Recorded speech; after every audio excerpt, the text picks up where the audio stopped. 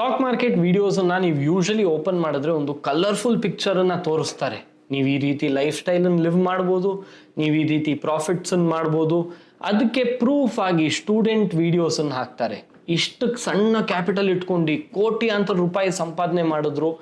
Example ಹೇಳ್ತೀನಿ, ನಿನ್ನ ನಡುವೆ ಆಗಿದ್ದು ರೀಸೆಂಟ್ ಇನ್ಸಿಡೆಂಟ್. ಅದು ಒಬ್ರು 1 ಲಕ್ಷ ಕ್ಯಾಪಿಟಲ್ ತಂದು 43 lakhs ಸಂಪಾದಿಸಿದ್ದಾರೆ ಶೇರ್ ಮಾರ್ಕೆಟಿಂದ ಇನ್ ಜಸ್ಟ್ 6 months. ನಂಬೋ ವಿಷಯನ ಇದು? ಇಲ್ಲ, ನೀವು ಇನ್ಫ್ಲೂಯೆನ್ಸ್ ಆಗ್ತೀರಾ. ನಾನು ಕೂಡ ನನ್ನ ಜಾಬನ್ನು ಕ್ವಿಟ್ ಮಾಡಿ ಇಲ್ಲಿ ಹೋದ್ರೆ ನಾನು ಕೂಡ ಇಷ್ಟು ಸಂಪಾದನೆ ಮಾಡ್ಬೋದಂತ ಯು ಆರ್ ಇನ್ಫ್ಲೂಯೆನ್ಸ್ಡ್.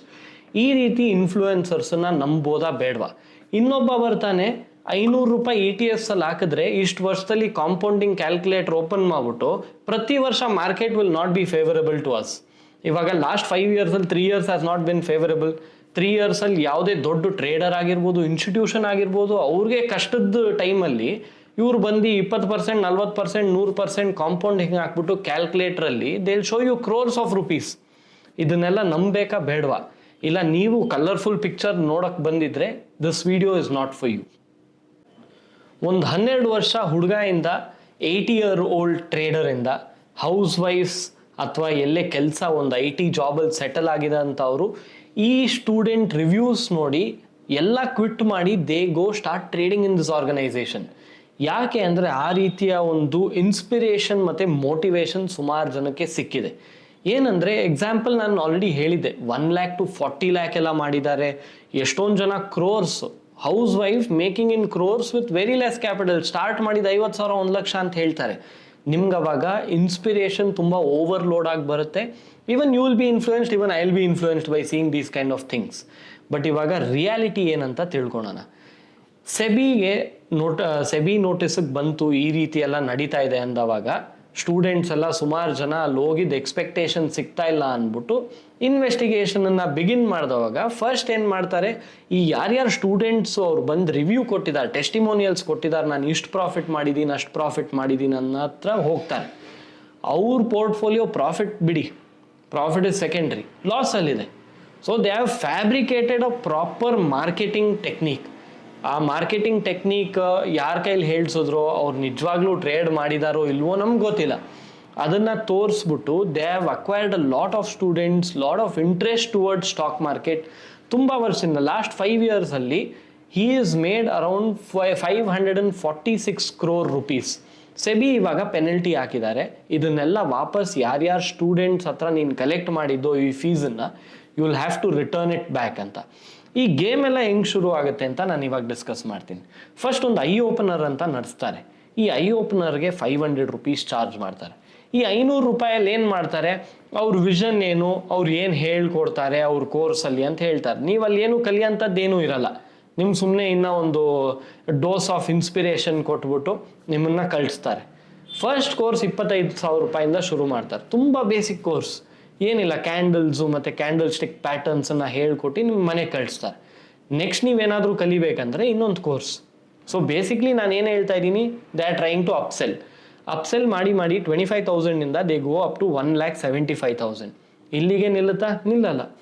ಇನ್ನು ನೀವು ಒಳ್ಳೆ ಟ್ರೇಡರ್ ಆಗಬೇಕು, ಸೋ ಕಾಲ್ಡ್ ಅಡ್ವಾನ್ಸ್ ಸ್ಟ್ರಾಟಜೀಸ್ ಕಲಿಬೇಕಂದ್ರೆ we have a mentorship program ಅಂತ ಹೇಳ್ತಾರೆ. ಮೆಂಟರ್ಶಿಪ್ ಪ್ರೋಗ್ರಾಮ್ಗೆ 6,75,000 rupees ಚಾರ್ಜ್ ಮಾಡ್ತಾರೆ. ಇವಾಗ ನನಗೂ ಹೇಳಿ, ಈ ಥರ ಟೆಸ್ಟಿಮೋನಿಯಲ್ಸ್ ಕೊಟ್ಟರೆ ನಾನು ಕೂಡ ನನ್ನ ಲೈಫ್ ಓವರ್ನೈಟ್ ಚೇಂಜ್ ಆಗುತ್ತೆ ಅಂದರೆ ನಾನು ಕೂಡ ಈ ಮೆಂಟರ್ಶಿಪ್ ಪ್ರೋಗ್ರಾಮನ್ನು ತೊಗೊತೀನಿ. ಈ ರೀತಿ ಹೋಪಲ್ಲಿ ಸುಮಾರು ಜನ ಕೋಟಿಗಟ್ಟಲೆ ಮಾಡ್ಬೋದಲ್ಲ, 6 ಲಕ್ಷ ಏನು ಖರ್ಚು ಅಂದ್ಬಿಟ್ಟು ಹೋಗಿರ್ತಾರೆ. But they never found any success. So ಈ ರೀತಿಯ ಟ್ರ್ಯಾಪಿಂದ ಯಾವ ರೀತಿ ನೀವು ಸರ್ವೈವ್ ಆಗೋದಂದರೆ, even you have to be a little smart. ಇವಾಗ ಟ್ರೇಡಿಂಗ್ ಫೀಲ್ಡ್ಗೆ ಎಂಟರ್ ಆಗ್ತಾ ಇರೋದು, you are entering in to a financial field. ಇವಾಗ ರೆಕಮೆಂಡೇಶನ್ಸ್ ಯಾರೇ ಕೊಡ್ತೀನಿ ಅಂದರೆ check whether they are SEBI research analyst. Okay, register ಆಗಿದಾರಾ ಇಲ್ವಾ ಚೆಕ್ ಮಾಡಿ. ಟ್ರ್ಯಾಕ್ ರೆಕಾರ್ಡ್ ಚೆಕ್ ಮಾಡಿ, ಇವ್ರು ಹೆಂಗಿದೆ ಟ್ರ್ಯಾಕ್ ರೆಕಾರ್ಡ್ ಅಂದ್ಬಿಟ್ಟು. ಇವಾಗ ಎಜುಕೇಷ್ನಲ್ ಇನ್ಸ್ಟಿಟ್ಯೂಷನ್ ನೀವು ಹೋದರೆ don't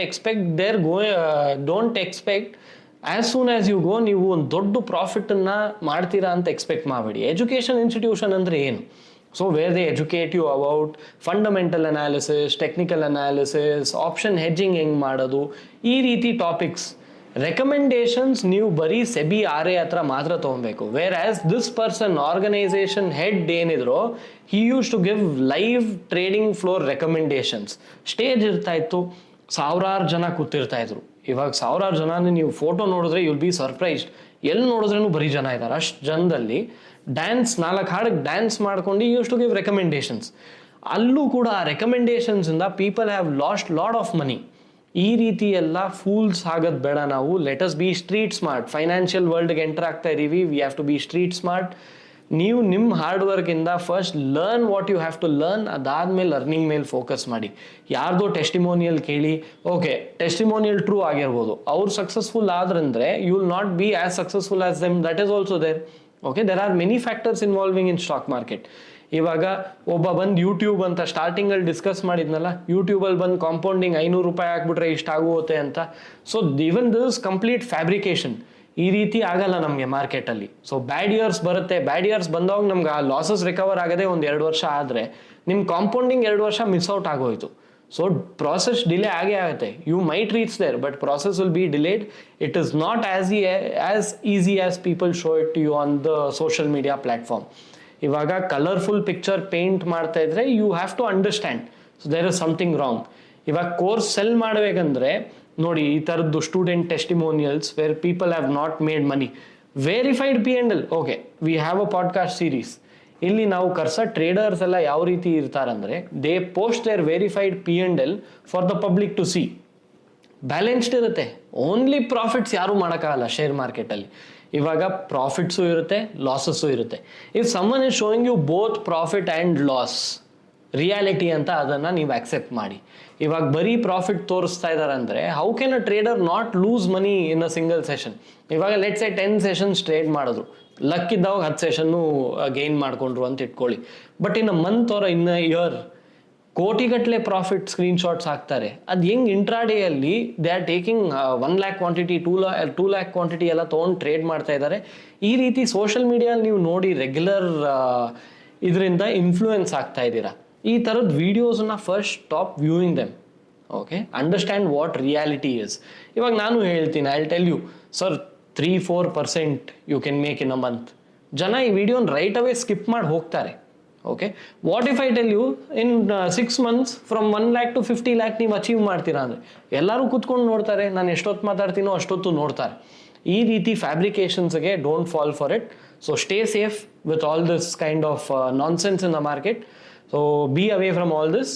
let's grow together and make the right decision.